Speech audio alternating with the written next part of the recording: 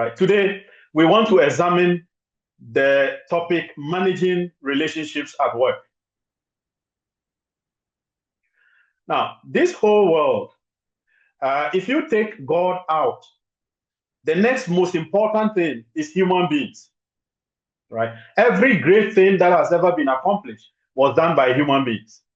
Yet every atrocities that have ever been committed can be traced to human beings as well, right? So humans are the most important things that you can find on this earth if you take God out, all right? So it is important that we understand human beings and we understand how to work with people, right? If you come to the workplace, there's absolutely nothing you can achieve without people. So your success, to a large extent, depends on the people you are going to work with and how you work with them and how they in turn will work with you, right? So that makes relationships the most important aspect to manage when you are in the workplace. Now, in this session, I'm going to focus on 3 objectives, right? The first objective, we want to learn how to manage relationships so that we can contribute effectively to the team. Secondly, we want to be able to get maximum support from the team. And then finally, we want to help the institution or the company maintain order and decency, okay, in the workplace. So this will be the objective of our topic in terms of managing relationships at work. Our goal is not to make everyone happy. Our goal is not to be liked by everyone. And our goal definitely is not to be able to help everyone, all right? We just want to manage the relationships in such a way that we can contribute effectively to the team. We can get maximum support from the team to accomplish our tasks and grow our career. And then finally, we want to be able to contribute to the company in terms of maintaining order and discipline and decency in the workplace. So I would like to start with the chain of command. Okay, every organization has a chain of command that you need to be aware of. Okay, and I'm going to make it quite very simple today. We are starting with the boss of your boss. Okay, so your boss also has a boss, right? And let's say he's over here, and your boss is here, right?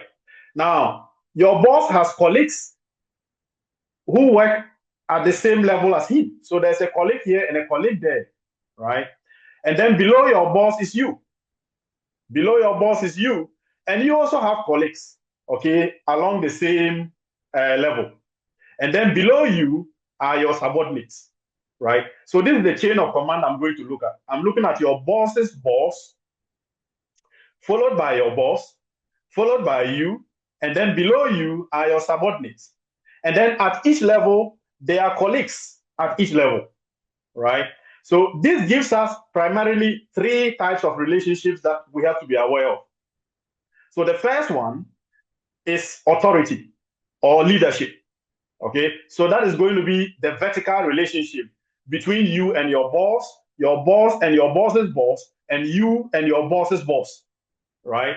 So that becomes the first relationship you have to be aware of. Then at every level, you have colleagues.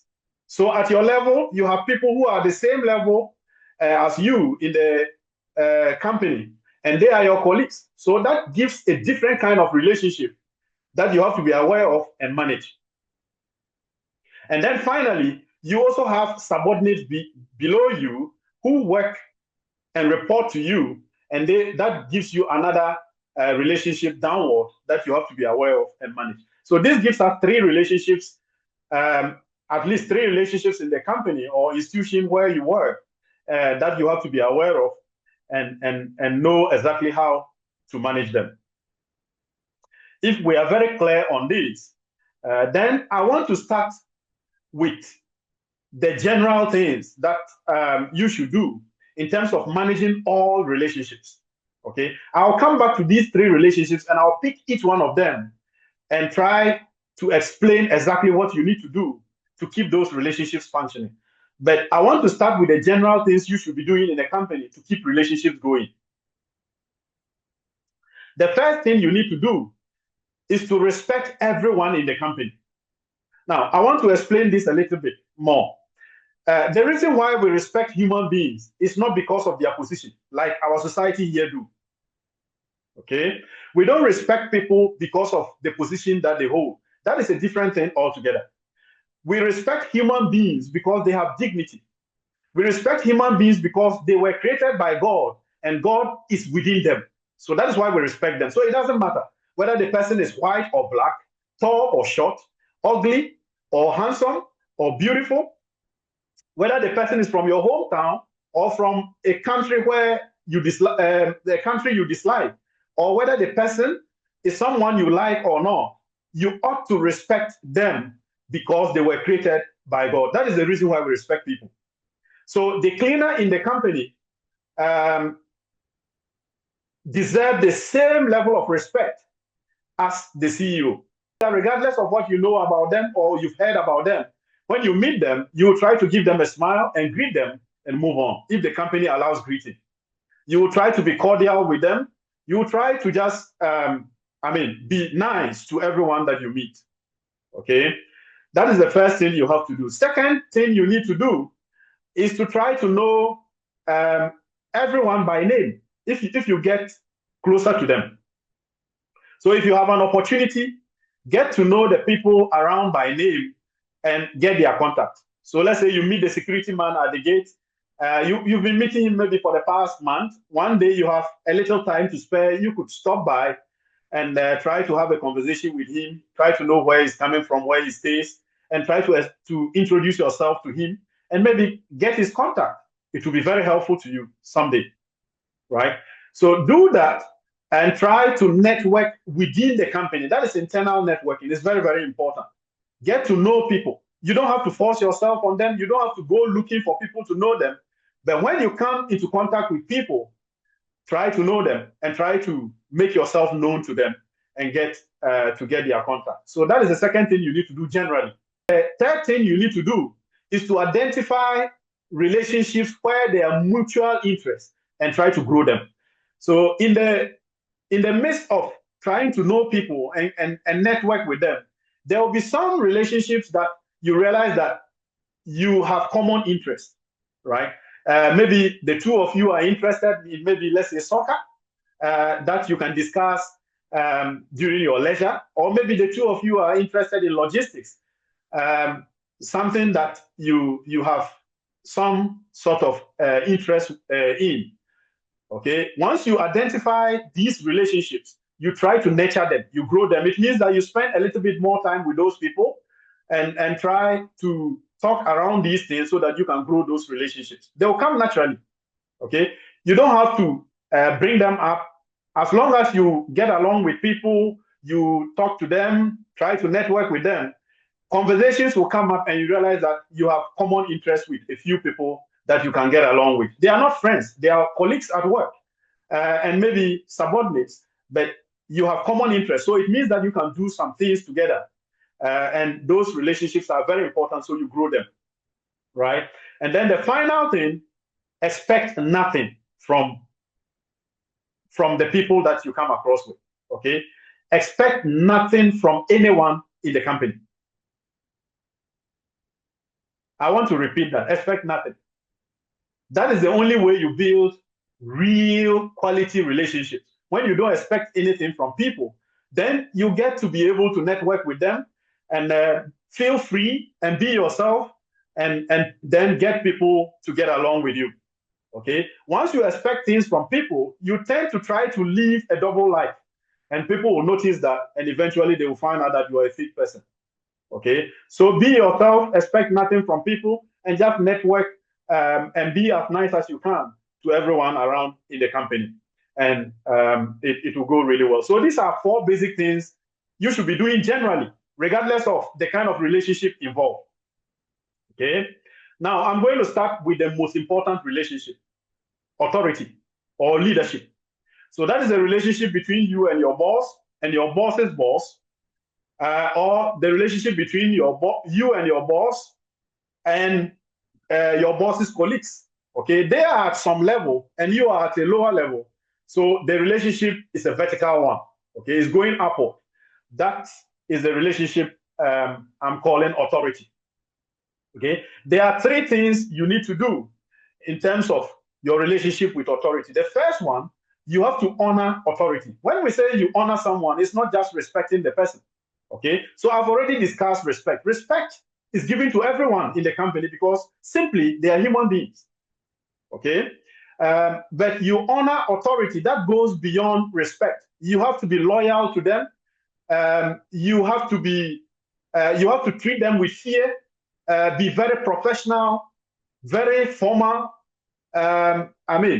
You have to give them consistent loyalty and dedication, regardless of who they are, what you know about them, how they treat you. You have to be there to serve them always. Okay? When they give you any instruction, as long as the instruction doesn't conflict with your values and it is not wrong, you have to carry it out as a priority. Okay, that is what it means to honor people in authority. And it is very important to do that, not because they will fire you and not because they hold key to your promotion. That is not the reason. It is because it is very important to the functioning of every company that you respect authority. All right. So keep that in mind and try to keep that always going. The second thing you need to do in terms of authority is to respect the chain of command. You see, you don't bypass your boss to your boss's boss to report a case. You never do that. So if you have an issue, you report it to your boss first. Then your boss will go and report to his boss. You don't bypass the chain of command to the next boss ahead of your boss. Okay, that is what it means to respect the chain of command. And then the third thing you have to do is to strive to make your boss successful. You know, your job simply is to make your boss, the one above you, successful. So it means that if I was involved in a task and my boss comes and he assigned a new task and said, this is the task that he wants accomplished right now, this is his priority, I'll leave the one that I was doing and focus on his priority because my duty is to make him successful. Nowadays, people don't think this way anymore. They just work when they are paid more. Okay, this is an old principle that always works. If your goal is to make your boss successful, you gain at least two things. First of all, when your boss moves to the next level, he wants to move you along, right? Because he will remember that you are the reason why he became successful. So as he moves up, he will move you along and you get to go with him. The second thing you get is that your boss will speak well of you among his colleagues. So when there are opportunities, people will remember you, okay? There's no boss who is served so well, he doesn't speak well about you. Look, he may not speak well of you in your presence, but when he's among his colleagues, he will brag about you that, see, this guy who works for me is just simply good. Okay, and as he talks well about you, you will begin to become a bit known among the right people, and so opportunities will find you in the right time. So please, you honor authority first of all, and then I said, secondly, you respect the chain of command. It means you don't bypass your boss to go ask something or demand something from the next boss who is ahead of your boss, and then finally, you strive to make your boss successful. Always keep in mind that my job is to make the boss successful. So let's move to the next relationship, the relationship between you and your colleagues. So you are here. Let's say you are manager of logistics and there's manager of HR. You are all managers, so you are at the same level, right? How do you manage that relationship? It has to be very professional, but it can be semi-formal, okay? There are some colleagues that generally you can throw in one or two jokes sometimes when you are not working, and you can hang around a bit with them because they are colleagues. You can discuss other things apart from work, but it still has to be professional, right? Because it is a workplace relationship. It has to be very professional. And then one thing you don't also do is assigning a task to people who work under your colleague without first informing your colleague. So let's say you are manager of logistics, he's manager HR, and you want someone under him to do a task for you, you don't go asking them. You ask your colleague first if he will permit you to engage the person who is working under him, right? If he permits you, then now you can assign him the task. So that is the second thing you do. Then one more thing, you don't try to help your colleagues unless they ask you, okay? Because it's pride to try to help people who are not asking you for help. So if your colleague asks you for help, please go ahead and offer yourself and help. But if they don't ask you, you don't try to push yourself on them. So that means you have to respect boundaries, although they are your colleagues. These are three things I will share. I can share more, but for the sake of time, if you keep these three things in mind, you will get along very well with colleagues and you'll be able to get your work done, right? So let's move quickly to subordinates. That is those who work below you. How do you handle those relationships? You simply treat them the way that you want your boss to treat you. Treat them equally. Okay, that is one thing that should stand out always. That you don't have favorites. Of course, you are a human being, so there will be people who work naturally better for you, and so you naturally will like them as a human being. But be professional and don't show it. It should be that you are treating all your subordinates equal when it comes to work. You strive for their growth, all of them, helping them to grow. You try to engage them even at the informal level. That means if they have challenges outside of work, you will try to engage them as well. And you communicate freely with them, right? So if you keep these things in mind, you'll be able to work very well with people who work under you. Respect all of them, treat them equally, strive for their growth, communicate freely with them, but keep the relationship formal because it is still work. And if you do this, I think that you keep that relationship going as well. Now, these are 4 things you should avoid in terms of managing relationships at work before I bring this session to a close.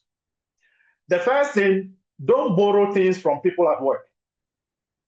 Regardless of how broke you are, please do not borrow from colleagues at work. It reduces your respect a lot. Borrow from friends, borrow from family members outside the workplace or the company. But don't borrow from people at work. Don't beg for things from people at work. You can ask for things. Asking means that it is legal to have it, and so you can ask and get it. But don't beg for things. It also reduces the respect that you get. Do not gossip about people at work. Just maintain your distance, respect everyone, and try to concentrate on your work. Gossiping may sound nice, but people will find out soon that you gossiped about them, and they may not like it. And it may not end very well. It usually doesn't end well. And then the final thing, don't try to get people to like you. This is not a very nice one. I mean, people naturally like to be liked, right? But trying to get people to like you means that you have to bend your principle to suit everyone. And that is hard, right? Imagine you have 30 people at work. Imagine you have 30 people at work. It means you have to live 30 different lives to make everyone happy. So what you do instead is to keep your principles and try to do things right. People will come around and you will get things done. But if you try to please everyone to make people happy, usually that can be a bit hard. So I'll end the session here. I have looked at 3 main relationships: relationship with authority, relationship with colleagues, relationship with subordinates. And I said all of them are important. But the most important one is your relationship with authority, followed by that with colleagues, and followed by subordinates. The reason why I rank it this way is not because of the importance of the people. No, they are all important to the company. That's why the company hired them. I'm ranking them this way because of decision-making authority. Okay, your boss has higher decision-making authority. It means they have a bigger say in how the company runs. Your colleagues have the next authority in terms of decision-making, followed by your subordinates. And so that is how you should view it. Now, I'm ending here by stating what the same thing I said when I started, that every great thing that has been achieved on this earth has been achieved by human beings, not resources. It's not about money.